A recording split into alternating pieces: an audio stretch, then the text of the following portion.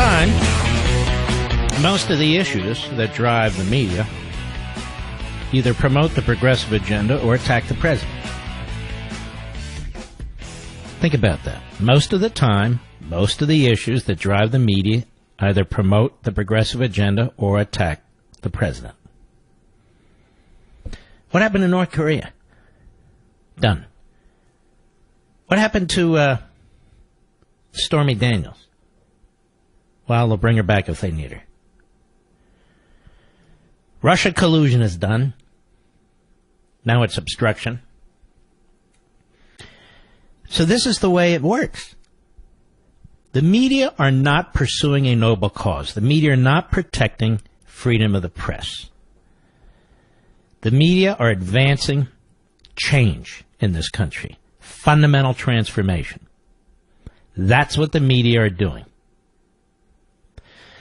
Now, I pointed out the other day, last week, and it's being repeated all over the place, so we salute all those who can repeat things, that when we send American citizens to prison, their children are left behind.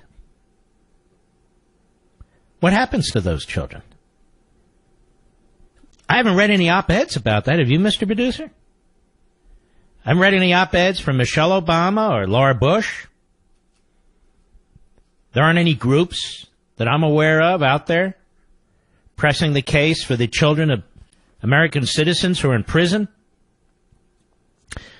Let me make a rare prediction, because I don't like to make predictions and I'm not in the prediction business, but let me make one for you. That's next. It may not happen tomorrow, may not happen next year, maybe it's 5 years from now, but that's next. That'll be part of criminal justice reform expanded.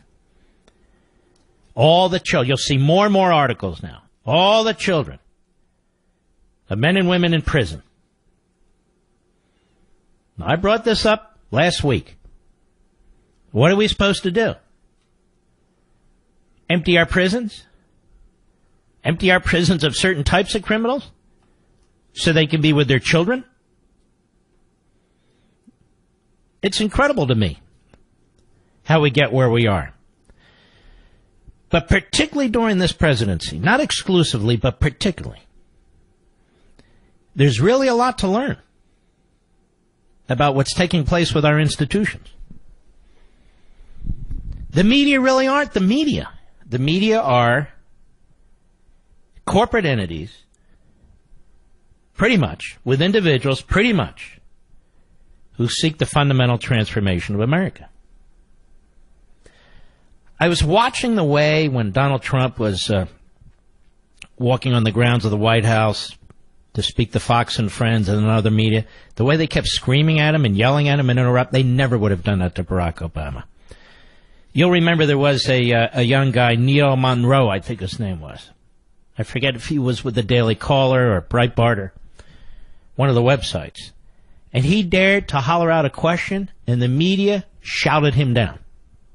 Remember that? The media shouted him down. Now the media doesn't shut up. But in any event, this is how they drive the agenda. Now, the rule of law.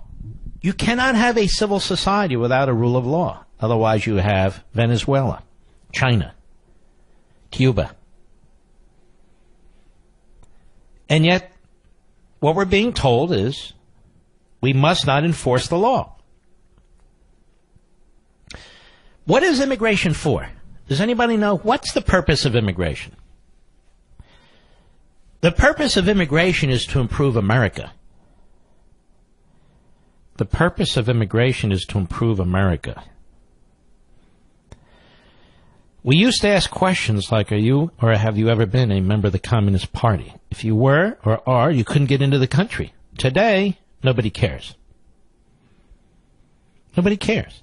President tries to put in place rational, temporary limitations so we can vet people coming in here from 6 specific countries that are either in civil war or breed terrorism. Their governments are effectively non-functioning.